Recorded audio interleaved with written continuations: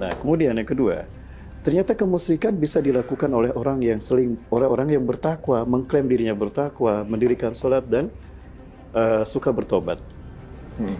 Ya, ada satu ayat menarik nih dalam Quran surat Ar-Rum. Ya, surat Ar-Rum ayat ke-31. A'udzubillahi minasyaitonirrajim. Munibina ilaih, dengan selalu bertobat kepada Allah, wattaqu, dan bertakwa kepadanya, wa aqimis sholata, dan mendirikan salat. Wala takunu minal musyrikin, dan jangan kamu termasuk orang-orang musyrik. Loh, kan sudah tobat, takwa dan salat, kok masih dilarang jangan syirik? Apakah tidak cukup tobat, takwa dan salat membuat orang terbebas dari syirik? Betul. Apakah berarti ada orang yang suka bertobat, takwa dan salat masih bisa melakukan kemusyrikan? Betul. Pertanyaannya, kemusyrikan apa yang dilakukan oleh orang yang suka tobat, takwa dan salat? Yaitu yang kata ayat berikutnya, surat Ar-Rum ayat 32, minal ladina farraqu dinahum, yaitu orang-orang yang memecah belah agama mereka. Kalimatnya farraqu, rohnya ditasydid. Artinya bukan hanya satu perpecahan, banyak perpecahan. Agama dipecah belah.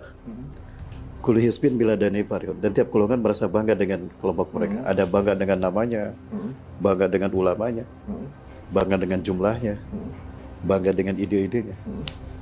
Mereka lah orang-orang musyrik. Pantesan ini menjadi satu senjatanya mereka ya untuk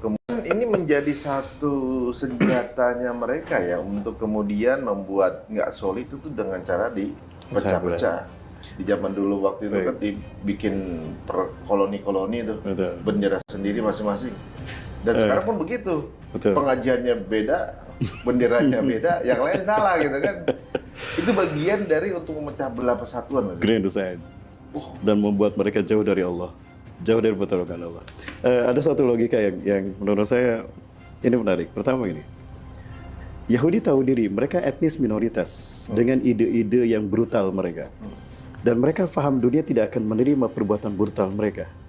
Tapi kok mereka bisa sekarang melakukan kebrutalan di negara yang mayoritas muslim. Ini Palestina. Palestina itu dikelilingi oleh 300 juta muslim Arab. Ya, Palestina dikelilingi oleh 300 juta muslim Arab.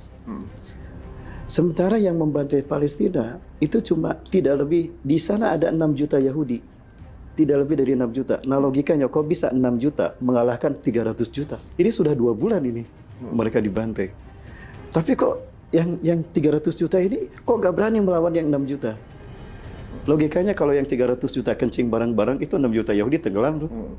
Tapi untuk kencing barang-barang aja nggak bisa. Nah, sebelum Yahudi menyerang Palestina, ini negara Arab sekelilingnya dipecah belah dulu.